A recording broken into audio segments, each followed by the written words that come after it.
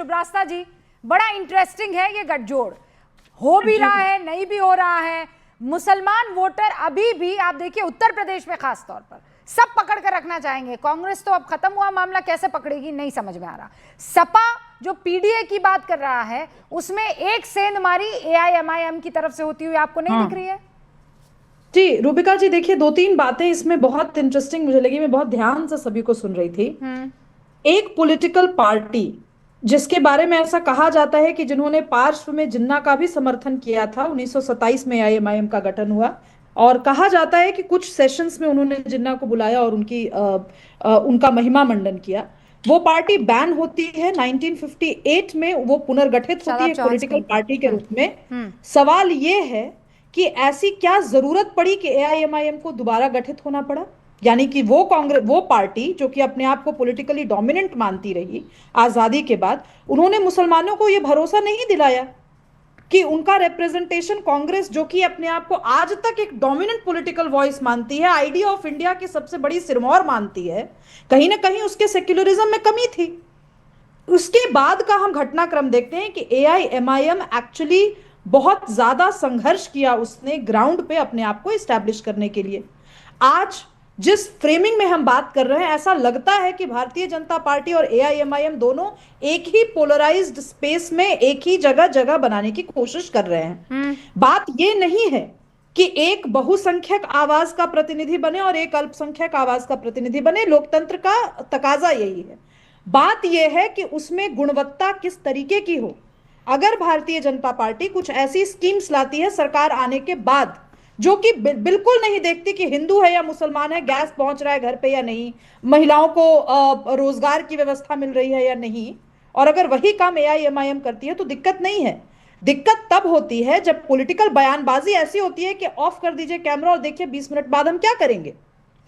दिक्कत तब होती है जब हर एक शब्द को बहुत ही गैर जिम्मेदारी से आज आपके प्रोग्राम पर भी यूज किया गया कि रूबिका जी भी भाई हरा पहनती हैं। जस्ट बिकॉज आपका नाम रूबिका लियाकत है तो कुछ लोगों को लगता है कि ये एक चुनावी विनिमय के रूप में इसको मुद्रा की तरह बुनाया जा सकता है। दिक्कत इस राजनीति से है रूबिका जी।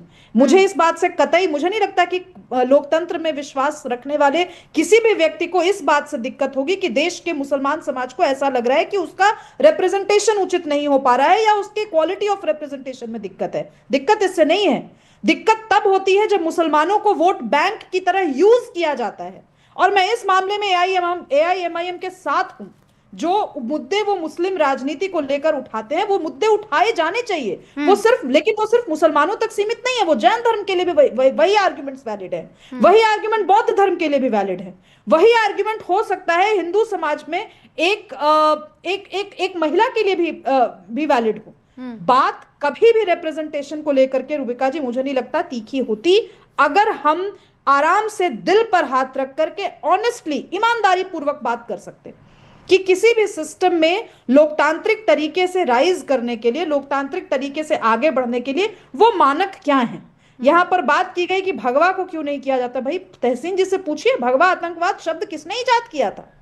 कौन बुक लॉन्च करवा रहा था? उसका जवाब दे देते। कौन सिटिंग मिनिस्टर थे? ओके ठीक है, ये चीज पर्सपेक्टिव में आना जरूरी है। रंगों की राजनीति एक बात मैं कह दूं, ये बात तो सच है जिस पर शुभ्रास्ता जी एक सेकंड, ये जो सुधांशु जी ने एकदम शुरुआत की थी मुगले आजम के एक डायलॉग से, तब शहजादा सलीम आए नहीं थे स्टूडियो में, लिफ्ट बंद थी, चलकर आया 23 फ्लोर्स। बताइए उनको, चलकर आया 23 फ्लोर्स। अरे भाई नहीं आए थे ना तब तक, फिटनेस से इसलिए भागकर आया राहुल जी। सुधांशु त्रिवेदी ने एक बात कही, उन्होंने कहा क्या था सुधांशु जी, अगर आप वो 2 लाइन इनको बता दे तो फिर जी ऐसा है, मुगले आजम में एक डायलॉग है कि जो अनार सहेली थी बाहर, वो कहती है कर साहिब आलम के अरमानों पर बिजली गिरी है।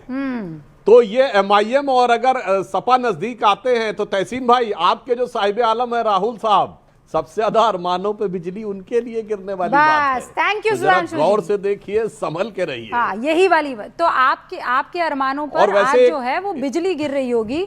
आपने देखा शुभ्रास्ता तारीफ कर रही है एआईएमआईएम की, वो मलूक जी तारीफ कर रहे हैं। मुझे तो लगता है खुद शादाब भाई को आज समझ में नहीं आ रहा होगा भैया मैं बैठ कहाँ गया हूँ, ये हो क्या रहा है मेरे साथ। तो अरमान पे बिजली तो आपकी गिरी रही होगी। एआईएमआईएम आपकी स्पेस अब लेता हुआ दिखाई दे रहा है। इसमें कोई दो राय नहीं कि एमआईएम स्पेस ले रहा है और मुसलमान वोट लेने की कोशिश कर रहा है और उनको रिसोर्सेस भाजपा द्वारा मिल रहे हैं। कभी आपने सुना ओवैसी साहब पे ईडी की रेड, तो कभी मुझे- आपने सुना इनकम टैक्स, ये मैं मानता हूं। भाजपा की जो टीम है, तो अब तक जो तो- टीम है अब तक ईडी तो- सीबीआई, उसमें ओवैसी साहब बहुत बड़ा रोल प्ले करते हैं। हाँ। कभी ओवैसी साहब को ईडी की नोटिस मिली, मिलेगी भी मैंने नहीं। तो ये सोचा ही नहीं कि ये जो तारीफ हो रही है इसके पीछे भी कोई षड्यंत्र सोचा जा सकता है आपकी तरफ से। ईडी के अफसर से लेकर सीबीआई और आईटी के सारे ओवैसी के साथ जी के साथ है, सारे ओवैसी साहब के साथ है, इसलिए तो तक खर्च हो रहा है पैसे। टैंकर में पैसे आते हैं, कभी रुका नहीं जाता। छोड़ दीजिए ये सारी बातें हम देखेंगे, पर क्योंकि सुधांशु जी मोगले कितना आजम, सही। अभी आज मैं पहली बार शादाब चौधरी की किसी बात से आज अग्री करती हूं, जो शादाब चौधरी ने कहा कि हम आपके साथ रहें तो हम बहुत बढ़िया, हम एकदम सेक्युलर, और जैसे ही हम आपसे दूर हटे, यानी ये मुस्लिम वोट को लेकर भी है और आज शायद इस पार्टी को नहीं, लेकर भी नहीं, है, बिहार जैसे ही में भी आए हटे थे। तो ये बीजेपी की बी टीम हो गई, एजेंट हो नहीं, गए, गुलाम हो गए, नहीं। बस आपके चरणों में पड़े रहे, नहीं, बिल्कुल नहीं। आपकी दरी उठाते रहे, नहीं, बिल्कुल नहीं। आपकी जी हुजूरी करते बिल्कुल रहे नहीं। कांग्रेस की, तब तक तो मुसलमान बिल्कुल एकदम सही नहीं, है, बिल्कुल नहीं। वरना कुछ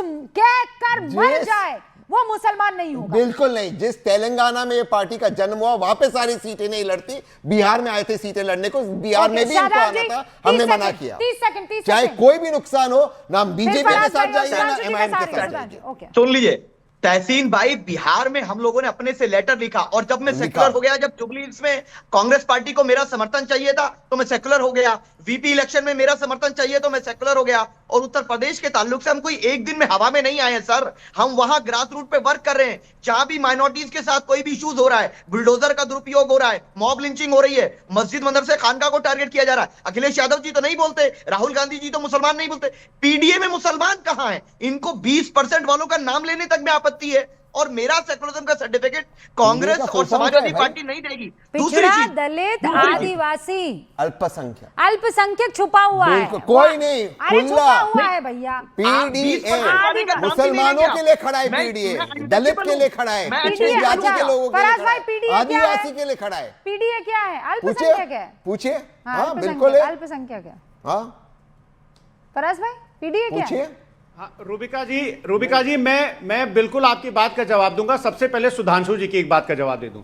सुधांशु जी ने अभी मुगले आजम की बात की। असलियत में मुगलों से इनको इतनी ज्यादा मोहब्बत है कि ये बात मुगले आजम की करेंगे। लेकिन चलिए मैं मेरा गांव मेरा देश की बात कर भैया, लेते हैं। मुगले आजम मेरा गांव हिंदुस्तानी मेरा फिल्म देश है। में शायद सुनिए, अरे सुनिए तो मैडम, अब सुनिए तो। मेरा गांव मेरा देश में शायद हीरो सुनील दत्त थे या विनोद खन्ना जी थे। तो जब वो एक मेले में जाते हैं विनोद तो वो खन्ना। होता क्या है कि वहां पर एक आदमी को वहां पर छोड़ दिया जाता है ताकि वो उनकी सारी चीजें जो हैं बताते रहें और हीरो पकड़ लिया जाता है। तो सुधांशु जी कुछ ऐसा ही इंडियन पॉलिटिक्स में आज कर रहे हैं। दूसरी बात, सुधांशु जी ने एक बड़ी इंपॉर्टेंट बात कही जो किसी ने कैच नहीं की।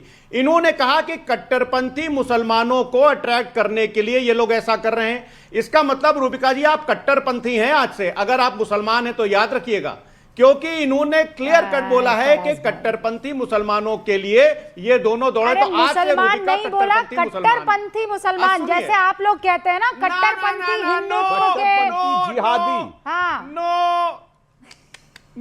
नो वो तो और आगे बढ़ गए, वो बोल रहे कट्टरपंथ जिहादी। सुधांशु जी 30 हाँ, सेकंड तो सुनिए, अब सुनिए।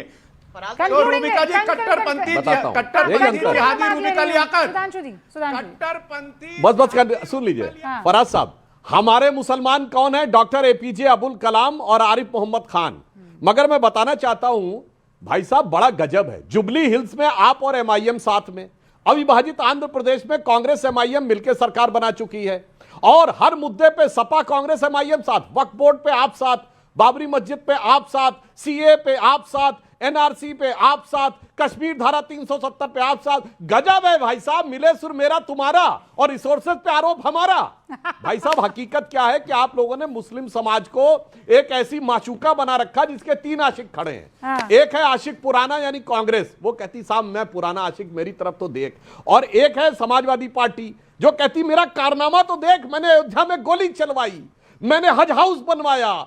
और ये आ गया है एमआईएम वाले, ये कहते अरे छोड़ पुराना नया, मेरा खानदानी घराना तो देख, तो एक कहता आशिक पुराना, एक कहता देख कारनामा, एक कहता खानदानी घराना। मगर इनके लिए मैं आपको बताना चाहता हूं भाई साहब, यही आरोप मुलायम सिंह यादव पे कांग्रेस लगाती थी कि मेरा वोट ले गए जब अयोध्या में गोली चलाई थी, कि ओके, भाजपा की सुधांशु मदद कर जी। रहे हैं और आप हमारे साथ मिलकर सरकार में भी थे। वक्त की कमी है, लेकिन अब ये देखना होगा ना, ये जो आप कह रहे हैं आशिक पुराना, कारनामा और दूसरा नया AIMIM की तरफ से तराना, ये मुस्लिम वोट किसको सबसे ज्यादा नर्वस कर रहा है, ये तो भाई बीजेपी को बताना और कांग्रेस को।